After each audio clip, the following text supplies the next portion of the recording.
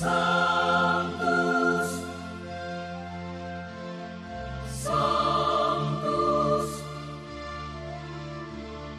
Sanctus Dominus Deus Sabaoth. Bapak, Ibu, dan saudara-saudariku yang terkasih, dalam Tuhan kita Yesus Kristus, salam sejahtera untuk kita semua. Berkat Allah yang Maha Kuasa senantiasa menyertai kita. Hari Minggu tanggal 27 Agustus tahun 2023 adalah hari Minggu biasa ke-21. Marilah kita mendengarkan dan merenungkan bacaan-bacaan kitab suci. Bacaan pertama dari kitab Yesaya bab 22 ayat 19 sampai 23. Beginilah firman Tuhan kepada Sebna yang mengurus istana raja. Aku akan melemparkan engkau dari jabatanmu, dan dari pangkatmu engkau akan dijatuhkan. Maka pada waktu itu, aku akan memanggil hambaku Elyakim bin Hilkia. Aku akan mengenakan jubahmu kepadanya, ikat pinggangmu akan kuikatkan kepadanya, dan kekuasaanmu akan kuberikan ke tangannya. Maka ia akan menjadi bapa bagi penduduk Yerusalem dan bagi kaum Yehuda. Aku akan menaruh kunci rumah Daud di atas bahunya. Apabila ia membuka, tidak ada yang dapat menutup. Apabila ia menutup, tidak ada yang dapat membuka. Aku akan memberikan dia kedudukan yang teguh seperti gantungan yang dipasang kuat-kuat pada tembok yang kokoh, maka ia akan menjadi kursi kemuliaan bagi kaum keluarganya. Demikianlah sabda Tuhan. Syukur kepada Allah.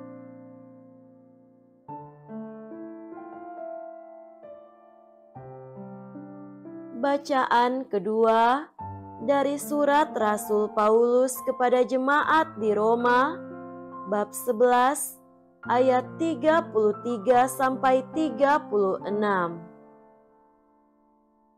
Saudara-saudara, alangkah dalamnya kekayaan, kebijaksanaan, dan pengetahuan Allah. Sungguh tak terselidiki keputusannya, sungguh tak terselami jalan-jalannya. Sebab, siapakah yang mengetahui pikiran Tuhan? Atau siapakah yang pernah menjadi penasehatnya? Atau siapakah yang pernah memberikan sesuatu kepada Allah, sehingga Allah wajib menggantinya? Sebab segala sesuatu berasal dari Allah, ada karena Allah, dan menuju kepada Allah. Bagi Dialah kemuliaan selama-lamanya. Demikianlah sabda Tuhan. Syukur kepada Allah.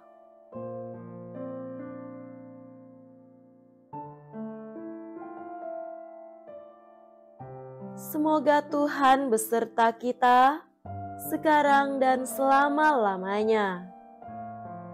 Inilah Injil suci menurut Matius. Dimuliakanlah Tuhan. Injil Matius bab 16 ayat 13 sampai 20. Sekali peristiwa, Yesus tiba di daerah Kaisarea Filipi. Ia bertanya kepada murid-muridnya, Kata orang, "Siapakah putra manusia itu?" Jawab mereka, "Ada yang mengatakan Yohanes Pembaptis, yang lain mengatakan Elia, dan yang lain lagi mengatakan Yeremia atau salah seorang dari para nabi." Lalu Yesus bertanya kepada mereka, "Tetapi apa katamu? Siapakah aku ini?" Jawab Simon Petrus, "Engkau adalah Mesias, Putra Allah yang hidup." Kata Yesus kepadanya, "Berbahagialah engkau Simon anak Yunus, sebab bukan manusia yang menyatakan itu kepadamu, melainkan Bapa-Ku yang di surga. Aku pun berkata kepadamu, engkaulah Petrus, di atas batu karang ini akan kudirikan jemaatku, dan alam maut tidak akan menguasainya. Kepadamu akan kuberikan kunci kerajaan surga. Apa yang kau ikat di dunia ini akan terikat di surga, dan apa saja yang kau lepaskan di dunia ini akan terlepas di surga." Lalu Yesus melarang murid-muridnya memberitakan kepada siapapun bahwa Dialah Mesias. Demikianlah sabda Tuhan. Terpujilah Kristus.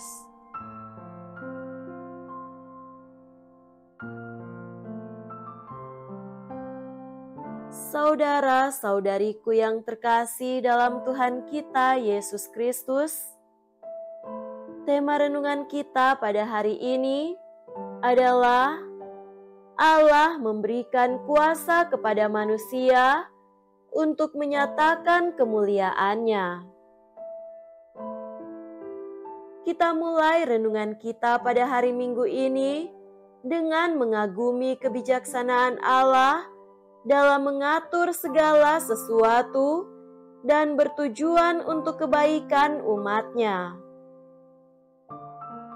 Santo Paulus menulis surat kepada umat di Roma dengan mengatakan betapa dalam dan kayanya kebijaksanaan dan pengetahuan Allah.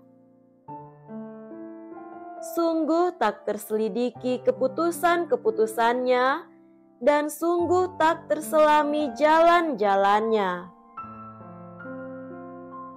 Kita manusia yang berziarah di bumi ini harus peka untuk memperhatikan peristiwa-peristiwa dan tanda-tanda yang dapat menjadi petunjuk di mana Allah menyelenggarakan keputusan dan kebijaksanaannya untuk umat manusia. Nabi Yesaya mengamati kesombongan penduduk Yerusalem yang tidak mengandalkan Tuhan. Dalam Yesaya 22 diberikan judul Kelancangan Penduduk Yerusalem, dan dalam pasal yang sama itu, ayat 15-25 diberikan kisah tentang Sebna dan Elyakim. Sebna adalah orang yang mengurus istana dan berkuasa di istana raja. Namun atas keputusan Allah, kedudukannya digantikan oleh Elyakim. Elyakim ini diberi kuasa oleh Tuhan untuk mengenakan jubah Sebna dan ikat pinggang kekuasaannya, sehingga ia berkuasa untuk membuka dan menutup. Kalau ia sudah membuka, maka tidak ada orang yang bisa menutup, dan kalau ia sudah menutup, tidak ada orang yang bisa membuka. Nabi Yesaya mengajarkan kepada umat untuk mencermati dan memperhatikan apa yang terjadi dengan Sebna dan Elyakim itu. Apa yang terjadi dengan Sebna karena kesombongannya Dan apa yang terjadi dengan Eliakim yang ditentukan oleh Allah menjadi bapa penduduk Yerusalem dan bagi kaum Yehuda. Manusia harus belajar untuk merendahkan diri di hadapan Allah dan dengan rendah hati mencari kebijaksanaannya. Kebijaksanaan Allah itu disembunyikan kepada orang cerdik pandai dan dinyatakan kepada kaum sederhana. Saudara-saudari terkasih, kisah tentang pengakuan Petrus dalam Injil Matius 16 melukiskan bagaimana kesederhanaan dan kerendahan hati dapat membuat Petrus menangkap kebijaksanaan Allah. Melalui pergaulannya dengan Yesus dan mengalami peristiwa-peristiwa harian yang biasa, Petrus mampu merasakan sesuatu yang luar biasa sedang terjadi.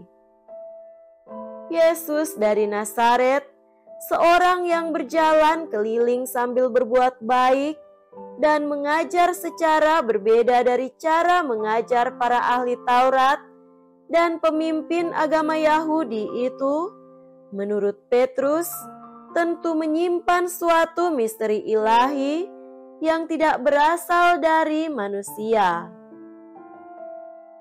Ketika Yesus bertanya tentang siapakah dirinya, maka mereka yang lain hanya mampu menunjuk pada para tokoh lain sebelumnya yang juga mempunyai karunia yang hebat, misalnya Yohanes Pembaptis, Elia, Yeremia, atau salah seorang dari para nabi.